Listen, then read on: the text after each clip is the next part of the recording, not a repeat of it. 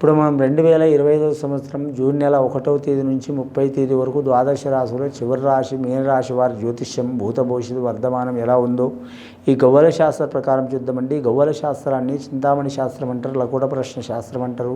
9 గవ్వలు 3 సార్లు వేసి వాటిని లెక్కబెట్టి మరి జ్యోతిష బలం భూత భవిష్యత్తు వర్ధమానం గ్రహబలం గృహబలం యోగ బలం ఆచార బలం గోచార బలం చూద్దామండి.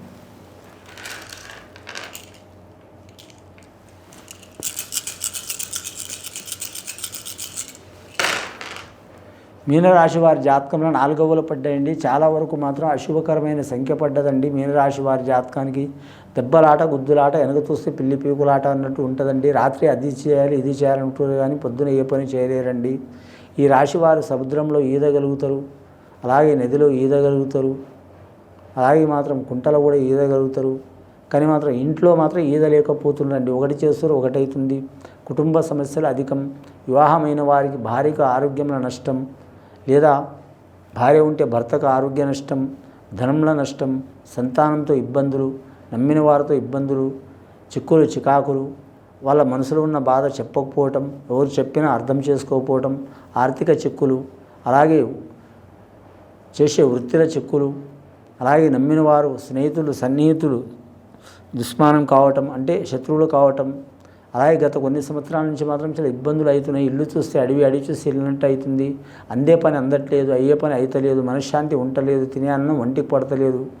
కానీ మాత్రం చూసే వాళ్ళు అనుకుంటారు వీళ్ళకేం రోగం వచ్చింది, బాగానే సంపాదిస్తారు, బాగానే తింటారు, బాగానే ఉంటారు అనుకుంటారు. కానీ వీరి బాధ వీరికే తెలుసు.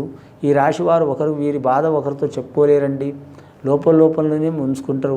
ఎవరిదైనా బాధ ఒకరికి చెప్తే తీరిపోతుంది కానివ్వండి. వీరు అనుకుంటారు కదా ఎవరికైనా బాధ చెప్తే ఇంకా చిలువలు పరువులైనా పరువు పోతుంది, నా ఇంటి పరువు పోతుంది అనుకునే స్వభావం అండి వీరిది. వీరి జాతక బలానికి మీనరాశి వారి జాతకానికి చూడాలంటే మాత్రం అధిపతి బృహస్పతి, చాలా వరకు లక్ష్మీకళ జాతకం కానీ గ్రహబలాలు బాగలేవండి. గవ్వల శాస్త్ర ప్రకారం ఇబ్బందులు చిక్కులు చికాకులు చాలా ఉన్నాయి. కానీ ఇంట్లో ఏది చేసినా కలిసి వస్తలేదు, అంటే ముట్టకుండా అవుతుంది, అందే పని అందట్లేదు, అయ్యే పని అయితలేదు, చికాకులు ఎక్కువ అవుతున్నాయి, పనులు వాయిదా పడుతున్నాయి, చేసిన కష్టం కూడా ధనం టైంకి వస్తలేదు. అలాగే నమ్మిన వారు కూడా మోసం చేస్తున్నారు, రక్త సంబంధికులతో కూడా విరోధాలు వస్తున్నాయి, మాట్లాడితే విరోధం అన్నట్టు అవుతుంది. ఒక టైంలో మాత్రం డబ్బుల్ని మాత్రం ఇట్లా ఆట ఆడించిన వారు ఇప్పుడు డబ్బులు మాత్రం వీటినే ఆట ఆడిస్తున్నాయి. ఒకటి చేస్తే ఒకటి అవుతుందండి. ఈ చిక్కులు చికాకులు తొలగిపోవాలంటే మాత్రం ఇది ఎవరిని పూజ చేసినా చేయకపోయినా మాత్రం కరెక్ట్ రాఘవేంద్ర స్వామిని పూజ చేయటం, అలాగే దత్తాత్రేయుడిని పూజ చేయటం, అలాగే మాత్రం బిజవాడ కనకదుర్గమ్మని పూజ చేయటం చాలా వరకు మంచిదండి. రెండవసారి గవ్వలేసి చూద్దాం మీన రాశి వారి పేరు మీద.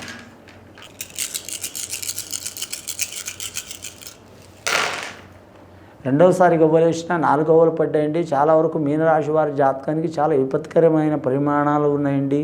ఓ ప్రాణం పోవడం తప్ప అన్ని లాస్ అయ్యే అవకాశాలు ఉన్నాయండి. ధనం నష్టం, అలాగే కుటుంబం ఛిద్రం, సంతానం దూరం కావటం, సంసారం దూరం కావటం, అలాగే మాత్రం అన్నదమ్ములతో విరోధం రావటం, ఇల్లు చూస్తే అడవి చూస్తే ఇల్లంటూ కావటం, అలాగే ధనం నిలవకపోవటం, కొన్ని లక్షలున్నా కూడా చేతికి రాకపోవటం, అలాగే భూమి నష్టం కావటం, అలాగే 10 లక్షలు పోయే వస్తువు మాత్రం 4 లక్షలు పోవటం, 10 కోట్లకు పోయే వస్తువు 6 కోట్లకు పోవటం, అలాగే మాత్రం సినీ కళాకారులకు మాత్రం ఇబ్బందులు తప్పవు, టీవీ కళాకారులకు ఇబ్బందులు తప్పవు, నటీనటులు కావచ్చు, గాయకులు కావచ్చు, గీత రచయిత రాసేవారు కావచ్చు, సాంకేతిక నిపుణులు కావచ్చు, ప్రతిభ చాలా ఉంటుంది కానీ మాత్రం ఫలితం తక్కువ ఉంటుందండి. క్రీడాకారులకు కూడా ఇబ్బందులు వచ్చే అవకాశాలు ఉంటాయి. రాజకీయ నాయకులు కూడా ఇబ్బందులు తప్పవు.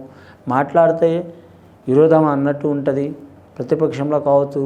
అలాగే మాత్రం వారి జాతకంలో చూడాలంటే మాత్రం ఎక్కడైనా సరే ఇబ్బందులు ఉంటే వారి జాతక బలానికి ఉద్యోగస్తులు కూడా ఇబ్బందులు తప్పవు. నిరుద్యోగులు సువార్త వినే అవకాశం టైం పడుతుందండి. అలాగే విద్యార్థులకు మతిమరుపు చాలా ఉంటుంది.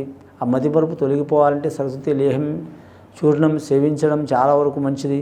సుబ్రహ్మణ్యేశ్వర స్వామిని, సరస్వతి దేవతని, విఘ్నేశ్వరుని, ఆంజనేయ స్వామిని పూజ చేయడం చాలా వరకు మంచిది. వీరు మాత్రం గోమాత పూజ చేయడం చాలా వరకు మంచిదండి. వీరి జాతక బలానికి శుభయోగాలు కలిసి వచ్చే అవకాశాలు ఉన్నాయండి. సర్వదేవతలు ఆ గోమాతలను ఉంటాయి కాబట్టి గోమాతను పూజ చేయడం చాలా వరకు మంచిదండి. మూడవసారి గవ్వలేసి చూద్దామండి. 8 గవ్వలు పడ్డాయి.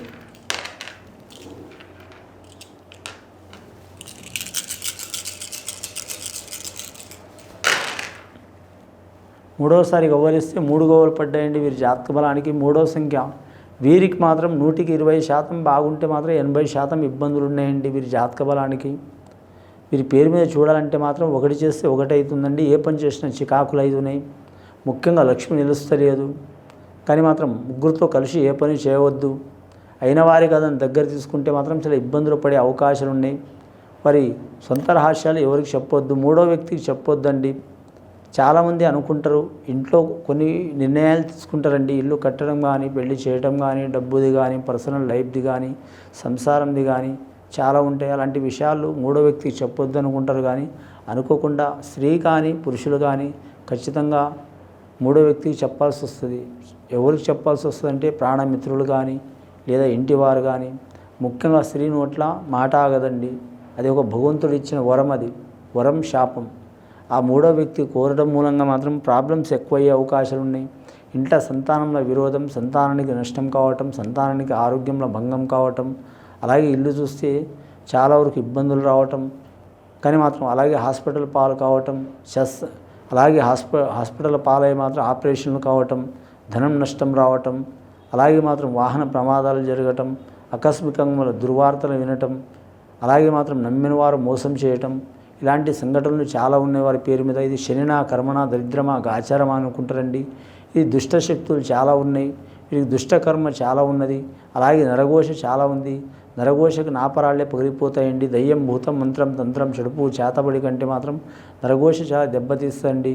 ఇలాంటి నరఘోష, ఈ దుష్టశక్తులు, ఈ గ్రహబాధలు పోవాలంటే మాత్రం మీకు ఎవరైనా తెలిసి ఉంటే మాత్రం ఆ జ్యోతిష్యుల కాడ శాంతి చేయించుకోండి, లేదా సద్బ్రాహ్మణుల కాడ శాంతి చేయించుకోండి, లేదా మా నంబర్కి మాత్రం ఫోన్ చేస్తే దానికి ఏం చేయాలనేది మాత్రం మేము సొల్యూషన్ చెప్తామండి. ఇది విని చూసి ఆచరించే వారికి గొప్ప ఫలితాలు కలుగుతాయండి. శుభం భూయత్.